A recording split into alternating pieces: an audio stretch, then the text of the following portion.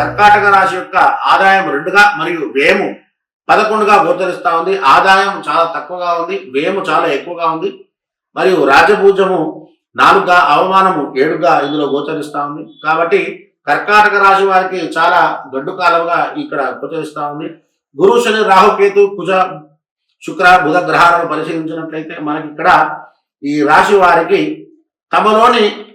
తమ మనోగతాన్ని, భావాలను పైకి ప్రదర్శించకుండా లోపల దాచుకుంటారు. పైకి చెప్పేటువంటి మాటలు వేరు, వీళ్ళు చేసేటువంటి మాటలు కూడా వేరుగా ఉంటాయి. వీరి క్రియలకు విరుద్ధమైనటువంటి పోకడలు కనిపిస్తూ ఉంటాయి. వీరికి భవిష్యత్తును గురించి ఆలోచన స్వభావం ఎక్కువగా ఉంటుంది. తర్వాత అనుమానం కూడా మెండుగానే ఉంటుంది. నేర్పరితనంతో సూక్ష్మ గ్రహణ శక్తి ఎదుటి వారిని మనస్తత్వాన్ని ఇట్టే పసిగట్టగలిగి మంచి ఉపన్యాసాలను ఇచ్చేటువంటి వారిగా వీరు ముందుకు సాగుతూ ఉంటారు.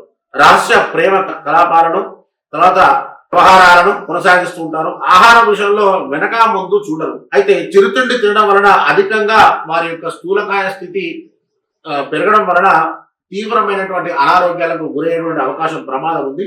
కావున స్త్రీ మూలకంగా శత్రుబుద్ధి కూడా అవుతుంది.